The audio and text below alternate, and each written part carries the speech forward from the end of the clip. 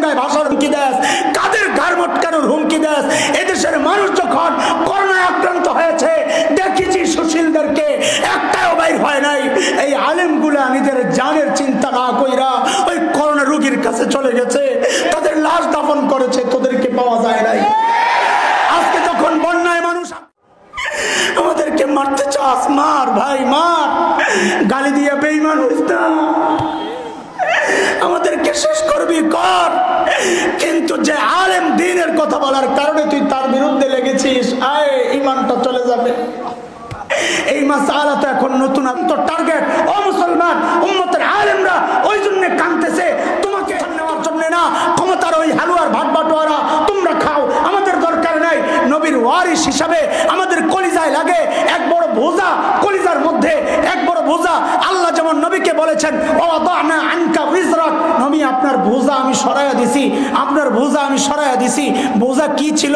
উম্মত শিরিক করে, এটা নবীর বোঝা। উম্মত গুনাহ করে, এটা নবীর বোঝা। এই বুড়া মানুষগুলা এই রাজপথে কেন দৌড়ায়? তুমি কি মনে করতেছ সংসদে যাওয়ার জন্য এই আল্লামা বাবুনগরী দাঁড়াইতে পারে না? কেন তিনি রাজপথে আসছে? তুমি কি মনে করো তার সংসদে যাওয়ার সব? এই আলেমরা এত রিস্কের মধ্যে তোমরা রাস্তায় আমাদেরকে হামলার হুমকি দাও, বুড়িগঙ্গায় ডুবানোর হুমকি দাও, ঘাড় মটকায় দেওয়ার হুমকি দাও। কেন রে ভাই? আমরা কেন এই কথাগুলো বলতেছি?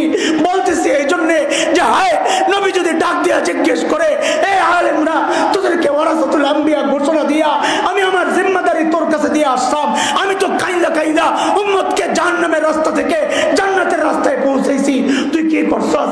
নবীর সামনে কি জবাব দিব?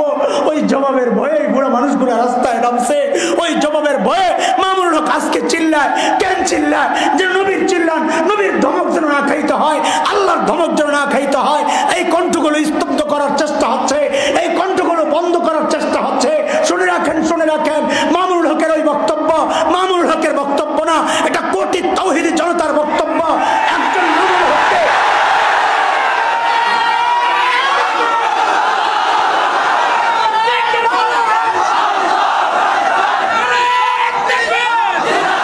আমরা এদেশে শান্তিতে বসবাস করতে চাই, কিন্তু আমাদের অবস্থানটা মৌমাছির মতো স্পষ্ট কথা। আমরা নিঃস্বার্থভাবে মধু আহরণ করে করে তোমাদেরকে বিলাবো, কিচ্ছু দেব না, মৌমাছির মতো মধু দিব, মধু মধু খাও। কিন্তু যদি আমাদেরকে খোঁচা দাও, আমাদের আখেরি অস্ত্র শুল, আমরা বিদায় দিতে বাধ্য হব। আমাদেরকে গুতার খোঁচা না দিলে এই নিরীহ মানুষগুলো কোনোদিন লাঠি উঠায় নাই। এই মানুষগুলো যাদেরকে লালন পালন করে, যারা তাদেরকে অনুসরণ করে, আমরা লাঠি হাতে নিতে চাই না। আমাদের বড় লাঠি তো আমাদের মিসওয়াক। আমরা বোমা হাতে নিতে চাই না, আমাদের বোমা তো আমাদের ঢিলা কুলুক। আমরা রাতে ঘুরে ঘুরে সন্ত্রাসী চাঁদাবাজি করতে চাই না, আমরাও রাতে ঘুমাই না। কিন্তু ঘুমাই না যে কি করি, চাঁদাবাজি আর ডাকাতি করি না। ওই শেষ রাতে সেজদায় লুটায়া উম্মতের জন্য এই মানুষগুলো কাঁদে। কাদেরকে? কাদেরকে? তোর কলিজায় লাগে না? আরে কাদেরকে তুই বুড়িগঙ্গায় ভাসানোর হুমকি দেস, কাদের ঘাড় মটকানোর হুমকি দেস? এদেশের মানুষ যখন করোনায় আক্রান্ত হয়েছে দেখেছি সুশীলদেরকে একটাও বাইর হয় নাই। এই আলেম বন্যায় মানুষ আক্রান্ত হয়, তোদেরকে পাওয়া যায় না। এই আলেমগুলো তাদের সামর্থ্য আর সাধ্যের মধ্যে যা পারে দৌড়ায় নিয়ে পৌঁছায়া দিয়ে আসে। যেখানে আগুন লাগে আলেমরা দৌড়াইয়া যায়। আরে তুই বিপদে বললো আমরা যাব, তোর রক্তের লাগলে দরকার লাগলে আমি হাসান জামিল এবি পজিটিভ আমার গ্রুপ, লাগলে বলিস, রাত্রে 1টা 2টা বুঝি না, আমি দৌড়াইয়া যাব। তোর যা লাগে আমাকে ডাক দিস, আমি দৌড়াইয়া যাব। কারণ ওই নবীর ওই ভালোবাসার মহব্বত দিলে লালন করি।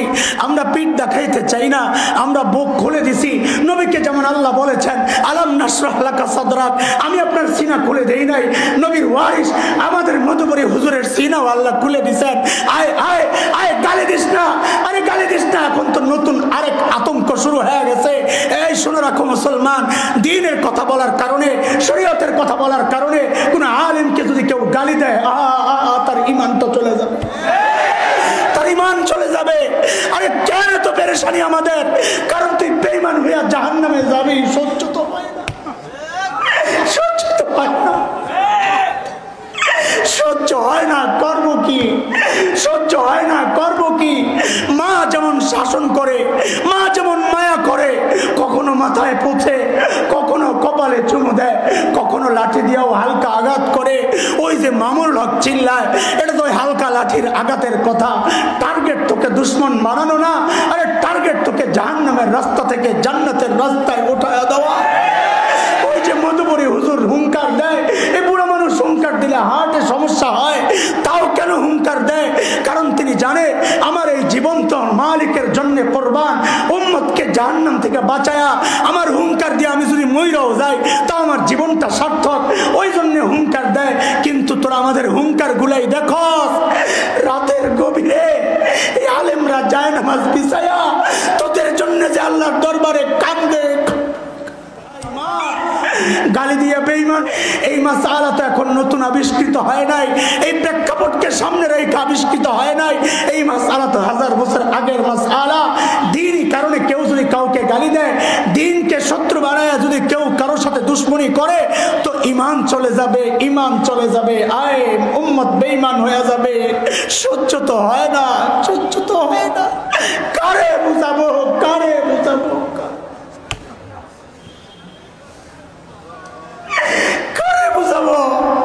যারে বুঝাইতে চাই সেই দুশ্মন মনে করে, যারে বুঝাইতে চাই সেই তো হামলা করতে চায়, যারে বুঝাইতে চাই সেই তো ঘাড় মটকাতে চায়। কারে বুঝাবো, কারে বুঝাবো, কারে বুঝাবো, কার কাছে যাব, কার কাছে যাব? আর কত, আর কত, আর কত, আর কত জুলুম নির্যাতন হুমকি দিয়া তুমি তো থাকতে পারবা না। এটাই মালিকের তরিকা। থাকতে যদি হয় ইমানদারকে বুকে জড়ায় নাও, ইমানদাররা তোমার সাথে থাকবে। বাংলাদেশে এমন কোন শক্তি নাই ইমানদারদের বিরুদ্ধাচরণ করে সে নেতৃত্বে থাকবে, এমন কোন শক্তি বাংলাদেশে নাই। কথা কন ঠিক কিনা?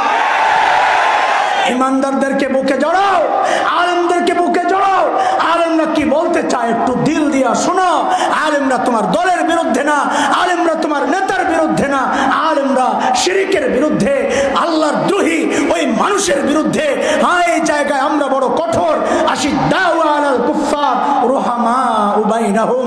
তুমি ইমানদার হয়ে যাও, আমরা রুহামাউ বাইনাহুম, বুক খুলে দিব, কপালে চুমু দিব, একসাথে খাওয়াবো, নিচে নিজে না খায়া তোরে খাওয়াবো, নিজে না পড়া তোরে পড়াবো।